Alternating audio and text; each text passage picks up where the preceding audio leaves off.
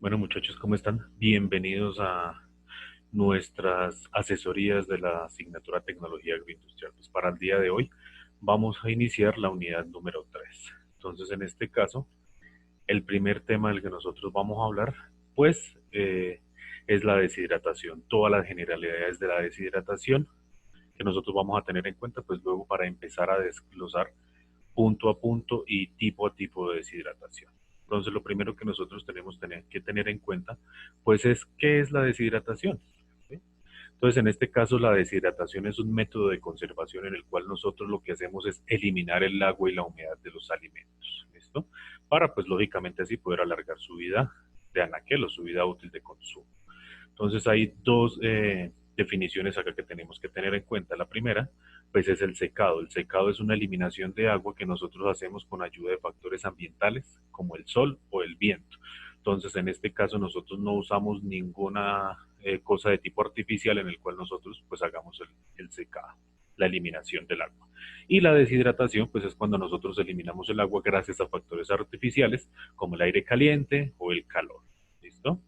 Entonces, ¿cuáles son las ventajas de realizar este proceso de deshidratación? La primera, pues que es muy útil, es fácil de hacer a cualquier nivel, normalmente es apto para poblaciones de bajos recursos y a pequeña escala, requiriendo pues bajas inversiones. Pues obviamente esto depende de cuál sea el tipo de deshidratación que nosotros estemos planteando. La vida útil se alarga, ¿sí? Es muy prolongada. Entonces, si se seca a niveles adecuados, lógicamente, como les decía, lo más importante acá es comprender que la deshidratación se realiza para que nosotros podamos obtener productos disponibles durante un mayor tiempo. Se reduce el peso y el volumen, pues a causa de la eliminación del agua. Recordemos que pues la mayoría de las materias primas tienen valores de humedad que van desde el 60 hasta el 80, incluso 90%. Entonces, cuando nosotros eliminamos el agua, pues el peso y el volumen van a disminuir ostensiblemente. Vamos a tener pues una disminución en el costo de almacenamiento, en el embalaje, almacenamiento y transporte. ¿Listo? No requieren instalaciones pues muy sofisticadas para cuando nosotros querramos hacer el almacenamiento posterior, y pues los productos los puedo mezclar con cualquier otro tipo de materia prima pues para elaborar otros productos o mezclas de productos. ¿Cuáles son las desventajas? Pues sobre todo que baja la calidad, sobre todo la calidad de los nutrientes, la calidad organoléptica. Lógicamente la textura, el aroma se van a ver influenciados negativamente porque pues la eliminación del agua normalmente se hace con ayuda de calor, y muchos de los productos, las moléculas, perdón, que generan el aroma y la textura, algunos pues son moléculas volátiles que se van a ir con la acción del calor. Lógicamente la capacidad de rehidratación es baja. ¿Qué significa esto? Que yo después de que tenga deshidratado mi alimento no puedo agregarle agua y que me vuelva a quedar en fresco como yo lo tenía. En algunos casos los equipos son supremamente costosos, sobre todo cuando hablamos de equipos como la liofilización o equipos ya a gran escala. ¿Por qué nosotros deshidratamos los alimentos? Pues para conservarlos, ya lo habíamos mencionado. La idea es que nosotros los tengamos disponibles durante meses y los podamos consumir en periodos de escasez, o en el caso de algunos alimentos que únicamente se producen en determinadas épocas del año. Esto hace pues que nosotros aseguremos la alimentación durante todo el año. Vamos a pues aprovechar energía gratis y limpia del sol, en el caso que sea la deshidratación solar o pues cualquier otro tipo de fuente. Normalmente pues frutas que se producen durante todo el año, como los mangos, la piña, los aguacates, pues solamente van a estar disponibles en un periodo de tiempo, porque acordémonos que se degradan rápidamente, o incluso hay algunos que únicamente se producen durante 1 o 2 meses al año. Entonces, cuando deshidratamos todos estos alimentos, pues van a estar disponibles durante un mayor tiempo. Se genera trabajo, ¿sí? Entonces, las frutas, lógicamente nosotros las vamos a secar, las vamos a guardar para la venta. Nosotros podemos abrir una nueva fuente de trabajo en esta línea, o incluso pues bien sea para consumo directo, perdón, o para consumo en otro tipo de productos. Entonces la confitería, las panaderías usan mucho este tipo de productos, y pues al tener mayor cantidad de alimentos deshidratados potenciamos también el empleo en estas otras empresas. ¿Listo? Pero antes de que empecemos a ver los tipos de deshidratación, tenemos que aclarar también cuáles son los tipos de agua que hay en los alimentos. Entonces, el primero es algo que se conoce como el agua libre, que es el agua que está presente en las células y que está formando sustancias, soluciones con sustancias orgánicas, con minerales, con vitaminas, ¿sí? Lógicamente esta es la que es más fácil de eliminar, normalmente es el agua que se busca eliminar durante un proceso de deshidratación. La segunda es el agua de monocapa o agua de enlace coloidal que está presente normalmente en las membranas, es un poco más difícil de eliminar. Y la tercera pues es el agua de constitución o agua ligada que está directamente unida a los componentes moleculares. ¿Cuáles son? Proteínas, aminoácidos, incluso lípidos, carbohidratos, ¿listo? Y obviamente es mucho más difícil su remoción. Acá en esta imagen podemos ver la representación esquemática, pues tanto del agua libre, que es la que nosotros vemos acá, que no está unida con nada, que está siendo parte de la célula. Acordémonos que la célula pues tiene un núcleo, tiene unos organelos y tiene un citoplasma. La mayoría del agua libre está dentro de este citoplasma. Y el agua ligada pues es la que está unida directamente a otras moléculas y que es mucho más difícil de eliminar. ¿Listo?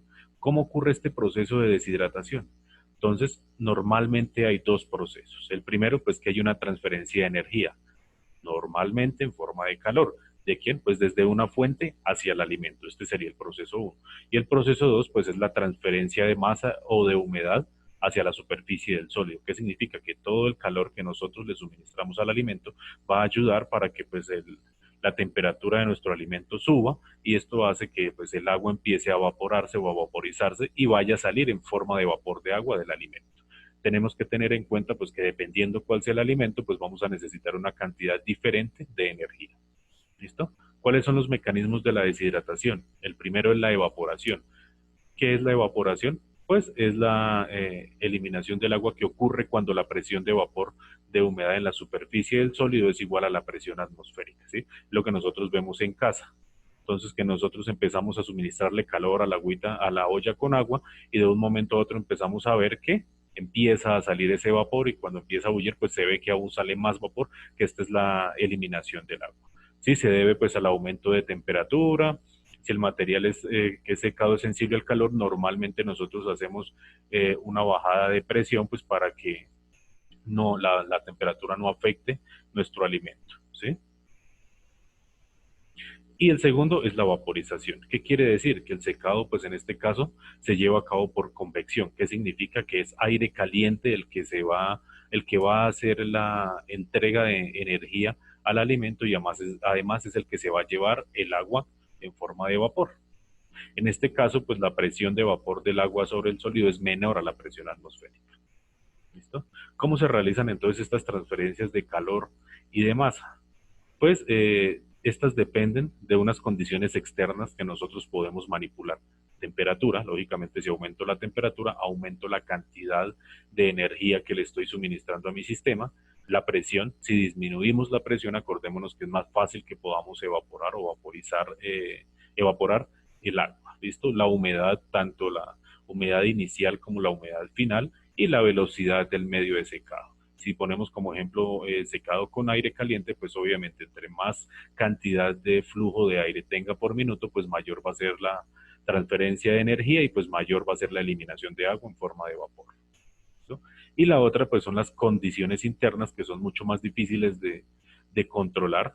Normalmente pues están relacionadas con la posibilidad de transportar agua desde el centro hacia la superficie del producto. En este caso pues se hace por migración del agua de adentro hacia afuera del alimento por procesos como la difusión, la capilaridad o la misma presión interna del agua. Cuando empezamos a subir la temperatura del alimento, pues la presión de vapor de agua aumenta, perdón, y esto hace pues que el agua tienda a salir hacia las periferias del alimento.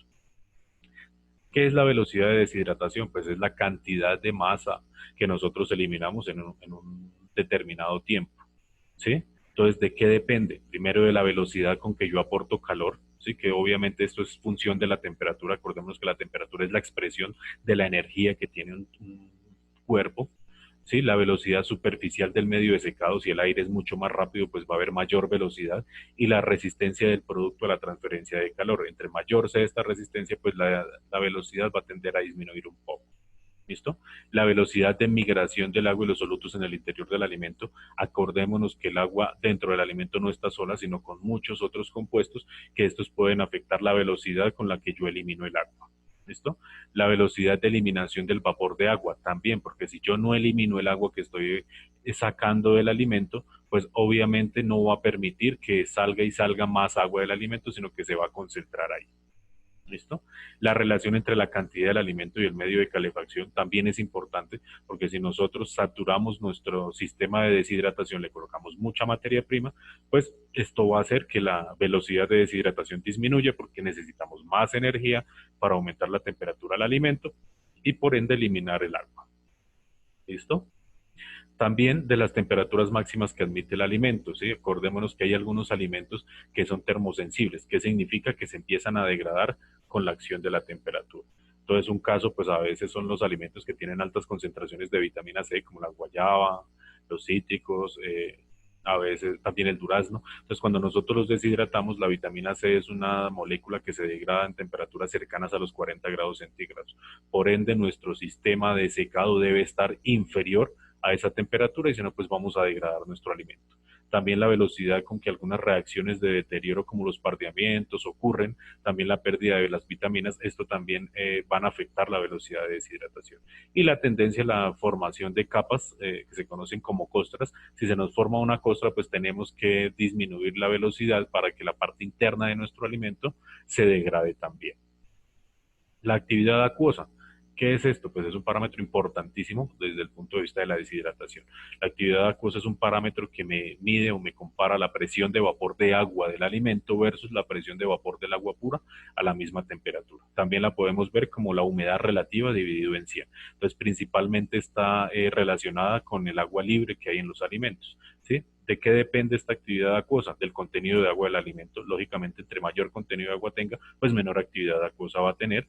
De la temperatura, a medida que nosotros aumentamos la temperatura del alimento, pues las moléculas del agua adquieren mayor energía cinética y esto hace que se muevan más rápido, por ende va a haber más presión. ¿Listo? Del mecanismo, si estamos eliminando o estamos incorporando. Eliminando es cuando nosotros pues estamos deshidratando el alimento, pero muchos alimentos deshidratados luego le tenemos que hacer un estudio de viabilidad o de mejor de la vida útil, que significa cuánto tiempo están disponibles para poderlos consumir. Y para eso se hace una curva de sorción en la cual nosotros nuestro alimento lo colocamos a unas determinadas temperaturas y con una humedad relativa específica para ver qué cantidad de agua absorbe y así poder determinar el periodo de vida útil del alimento. ¿Listo? La actividad acuosa pues es una característica que tiene valores que van en un rango comprendido entre 0 y 1. Los que estén más cercanos a 0 pues significa que tienen menor cantidad de agua, por eso se conservará mejor el alimento, son alimentos menos perecederos, son alimentos más secos, crujientes y tienen una vida útil mucho más extensa, a diferencia de aquellos alimentos que están llegando a valores cercanos al 1, que el 1 pues es el del agua pura, entonces lógicamente el alimento se convierte en más perecedero, pues son más jugosos y más tiernos, pero pues por estas características son alimentos que tienen una vida útil mucho más corta. Este aparato pues es el higrómetro que nosotros usamos para la determinación de actividad acuosa. Nosotros colocamos nuestra muestra de alimento acá, sellamos herméticamente y esperamos a que el equilibrio líquido-vapor del agua del alimento se complete y pues el aparato va a hacer la lectura. ¿Listo? En esta gráfica nosotros podemos ver la comparación o la relación que hay entre el contenido de humedad versus la actividad acuosa, a pesar de que nosotros decíamos que la actividad acuosa depende del contenido de agua del alimento, lógicamente no es una función de una línea recta. Entonces, cuando estamos haciendo el secado, normalmente dan gráficas de este tipo. Cuando estamos haciendo la absorción, o sea que partimos de un alimento seco y lo vamos a llevar a una humedad alta, tienen este tipo de curvas. ¿Listo? ¿Por qué es importante este parámetro de la actividad acuosa? Pues porque los microorganismos necesitan unas condiciones mínimas de agua dentro de los alimentos para que puedan vivir y contaminar los alimentos. Entonces, los que más necesitan agua, pues son las bacterias, después vienen las levaduras, después vienen los hongos filamentosos y por último, pues los organismos que pertenecen al reino Arquea. ¿Listo? Entonces, en esta tabla nosotros vamos a ver cuáles son los alimentos que nosotros tenemos en cada uno de los grupos dependiendo de sus valores de actividad acuosa. Entonces, alimentos que tienen rangos superiores al 0.98 de actividad acuosa, como los lácteos, sus derivados, carnes, pescado fresco, frutas y verduras, son susceptibles a que cualquier tipo de patógeno se pueda reproducir dentro de él, bien sea bacteria, bien sea hongo, bien sea moho, bien sea levadura. Cuando tenemos alimentos que tienen rangos del 0.93 al 0.98, como los embutidos cocidos, el queso fresco, los productos cárnicos, ya son las bacterias, ya no son todos, sino únicamente las bacterias. Entonces es un grupo un poquito más pequeño, ¿listo? Alimentos que tienen rangos entre 0.83 y 0.93, como los embutidos semicurados, el jamón serrano, la leche condensada, normalmente son atacados únicamente ya por bacterias patógenas resistentes como el Staphylococcus aureus y algunas levaduras. Cuando nosotros hablamos de productos con valores entre 0.80 a 0.86, pues como los frutos secos, los cereales, los quesos curados, mermeladas, melazas, solamente algunos patógenos resistentes como los mohos xerófilos y las bacterias halófilas, aquellas que viven en altas concentraciones de sal, pues son las que van a proliferar en este tipo de alimentos. Y alimentos por debajo de valores de 0.60, como la leche en polvo, el chocolate, la miel, pues solamente algunos hongos muy resistentes y levaduras osmófilas son las que van a poder reproducirse y contaminar el alimento. Entonces acá nosotros nos damos cuenta de la importancia que nosotros tenemos y que debemos hacer que pues estos valores de actividad acuosa disminuyan en el alimento para que pueda estar disponible durante un mayor tiempo. ¿Listo? Hablábamos atrás pues de la actividad acuosa, ahora venimos con la humedad. Aunque las dos dependen mucho, el contenido de humedad me, me cuantifica me dice la cantidad total de agua que hay en el alimento, ¿sí? Agua libre, agua de monocapa y agua ligada, a diferencia de la actividad acuosa que normalmente es el agua libre. Entonces hay diferentes mecanismos que yo puedo usar para determinar la cantidad total de humedad en un alimento. El primero y el que más se usa es el método de desecación por estufa. ¿Sí? Entonces nosotros introducimos nuestro alimento a una estufa a temperaturas bien sea de 105, incluso hasta 130, durante un tiempo promedio de 3 horas, perdón, y pues vamos a determinar el contenido, vamos a pesar, pues vamos a medir la cantidad de masa final que hay versus la cantidad inicial y vamos a multiplicar por 100 para determinar el porcentaje de humedad. Las limitaciones, pues que es destructivo, se pueden perder volátiles de los azúcares, los azúcares se pueden caramelizar, no puede ser usado en alimentos azucarados, grasos, aceites esenciales. Es un método muy rápido, se usa en la mayoría de los alimentos, también en semillas oleaginosas. Cuando nosotros tenemos alimentos que son termosensibles, entonces usamos una variante que pues es hacerlo a presión reducida, a una temperatura de 60 grados centígrados, pues para que sea más fácil eliminar el agua. Las limitaciones, pues que es lento, también se pierden volátiles, normalmente es el método que más se usa, y pues se puede usar en alimentos azucarados, materias grasas y aceites esenciales, a diferencia del anterior. Sí, cuando nosotros vamos a hacer otra variante, pues también lo podemos hacer a una temperatura entre los 105 a los 60 con presión reducida, ¿sí? Entonces, lo más importante, pues es que yo puedo hacer ahí la determinación de humedad para alimentos con altos contenidos de grasa. También se puede usar en hornos microondas, pues es un método muy rápido, la desventaja es que es muy costoso el equipo. Se puede pues usar en alimentos de humedad alta y media. El método de Carl Fischer también la desventaja pues es el costo del equipo, también es rápido y se usa sobre todo para alimentos de muy baja humedad y para alimentos higroscópicos como el caso de las sales, como el caso de las harinas, ¿sí? También está un método de resonancia magnética nuclear que es mucho más sensible, pero pues el equipo aún es mucho más costoso, sí requiere calibración, es muy rápido, y pues para cualquier tipo de alimento yo puedo realizar eso, ¿sí? La liofilización, que es un método pues de eliminación de agua desde el hielo hacia el gas por sublimación, lógicamente permanece algo de agua, es muy costoso también, no se altera el producto, esas son las ventajas y pues lo puedo hacer para la mayoría de alimentos. Sí, incluso hay otro método, pues es con arrastre con siluro tolueno, pues obviamente se puede hacer con alta concentración de volátiles, pero pues no es un medio muy usado en realidad. ¿Listo? Entonces, continuamos. ¿Cuáles son los tipos de deshidratación? Primero tenemos que tener en cuenta que la selección final del contenido de humedad principalmente se debe a los requerimientos de almacenamiento y estabilidad. ¿Sí? Si yo no tengo un sistema de almacenamiento, como lo vimos en la unidad pasada, que me evite la entrada de humedad, pues yo tengo que generar alimentos mucho más deshidratados para que pues no se reinfesten con agua. El contenido de humedad determina el tiempo de secado y las condiciones requeridas para el proceso. Sí, esto es supremamente claro e importante. Los gradientes de humedad interno puede hacer que, pues lógicamente, cuando hay un gradiente un poco más complicado, pues es más difícil eliminar el agua y pues por eso también vamos a ver cuál es la importancia de determinar pues este valor final de humedad.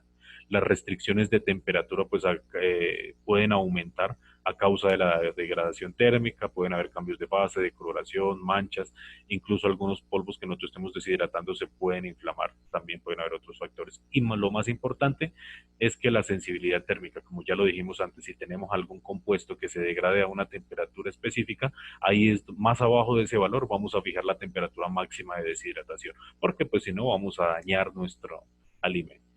¿Listo? Entonces, ¿cómo subdividimos nosotros estos tipos de deshidratación? En algunos casos, pues se puede subdividir de acuerdo al mecanismo como es la transferencia de calor. El primero, pues, es la conducción de calor o métodos indirectos en los cuales el calor se transfiere a un sistema metálico o a un sistema que va a ser el que lleve el calor al alimento. Por eso la fuente de calor no va a estar en contacto directo con el alimento. A diferencia de los métodos convectivos de calor o directos, que en este caso normalmente se usan fluidos, se usa aire caliente, que este aire caliente pasa sobre los alimentos y pues cede el calor y elimina el agua. ¿Listo? Lo siguiente es radiación de calor, como los aparatos de deshidratación solar o los de deshidratación por microondas, que en este caso se basan en la radiación como método principal pues para poder hacer la transferencia. Y la conducción dieléctrica que pues funciona con cualquiera de estos, simplemente la conducción dieléctrica pues tiene también ayuda de la electricidad. También los podemos subdividir de acuerdo en el recipiente que tiene el deshidratador. Pueden ser bandejas, puede ser un tambor rotatorio, lechón fluidizado, neumático o spray.